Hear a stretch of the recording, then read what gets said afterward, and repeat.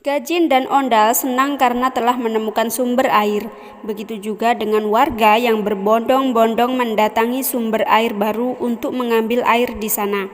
Kepala Gogoryo menabur garam di luka Gajin agar Gajin mau mengikuti misinya lagi. Sedangkan Tarajin dan Tarasan yang tertangkap oleh polisi kerajaan terus saja dihajar agar mau mengakui siapa pemimpin mereka. Lalu diperlihatkan raja dan ratu sedang berbincang mengenai putri Pyonggang.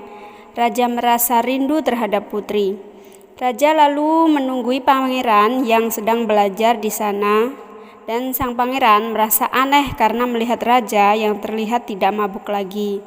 Raja lalu bertanya, "Apakah kamu ingat dengan kakakmu?" Pangeran menjawab kalau dia hanya ingat kakaknya yang memberi permen sebelum pergi ke patroli. Lalu sang ratu membeli beberapa perhiasan dari Haemuyong.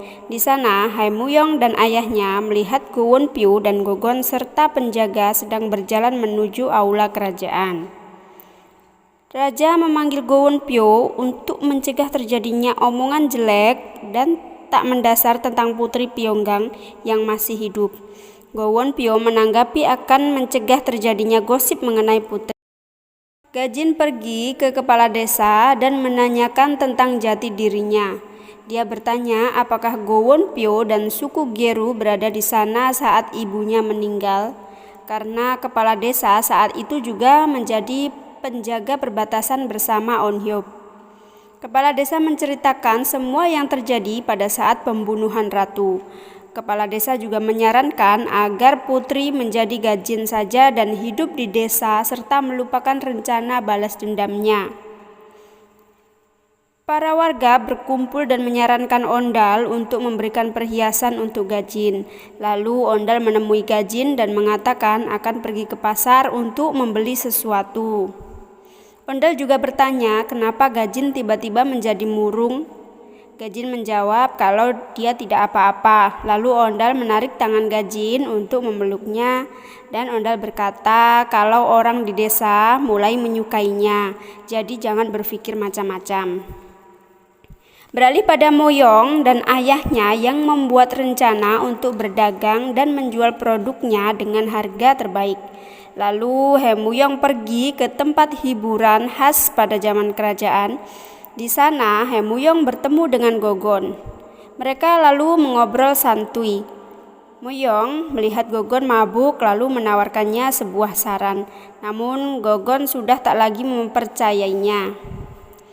Moyong berharap putri tidak kembali ke kerajaan. Namun Gogon menginginkan putri kembali karena itu adalah rumahnya dan dia akan memilih jalur yang penuh dengan darah.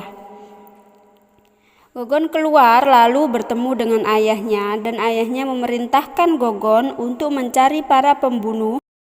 Lalu Shin memperlihatkan Gajin yang bersiap untuk pergi dari desa dan akan menemui Gogoryo. Di lain tempat, Gogon dan para prajurit bersiap untuk melakukan misi pencarian pembunuh Gogoryo.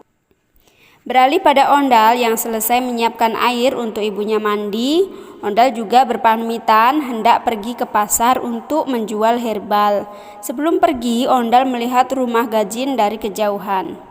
Nah, saat di pasar, Ondal melihat Gajin yang sudah siap untuk pergi ke kerajaan untuk menyelamatkan Tarajin dan Tarasan. Ondal lalu mendekati Gajin dan mereka akhirnya pergi bersama menuju kerajaan. Sedangkan para Gogoryo telah pergi dari markas mereka dan para prajurit mendatangi markas Gogoryo yang kosong, tak ada satu orang pun di sana.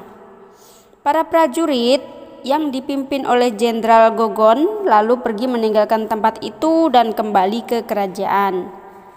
Di kerajaan, para prajurit yang telah siap untuk mengeksekusi mati Tarajin dan Tarasan dikejutkan dengan adanya kebakaran di pemukiman warga yang dibuat oleh teman Ondal untuk mengalihkan perhatian semua orang. Di saat itu juga Ondal dan Gajin menyelamatkan Tarajin dan Tarasan. Namun naas Ondal justru tertangkap oleh para prajurit. Lalu Gajin pergi menemui teman Haemuyong yang kebetulan sedang lewat di sana untuk menyembunyikan teman-teman mereka agar tidak ditemukan oleh para prajurit. Gajin lalu menyelamatkan Ondal dengan mengakui bahwa dirinya adalah Putri Pyonggang. Namun para prajurit tidak mempercayai Gajin. Sampai Gogon datang dan mengatakan kalau Gajin adalah Putri Pyonggang dan menyuruh para prajurit untuk berlutut memberi hormat. Singkat cerita, Gajin bertemu dengan raja beserta anggota kerajaan lainnya dan meminta maaf pada ayahnya karena menjadi putri yang pembangkang. Di sisi lain, Ondal yang masuk kerajaan tanpa identitas lalu dimasukkan ke penjara, sedangkan teman-temannya berada di tempat Hemuyong.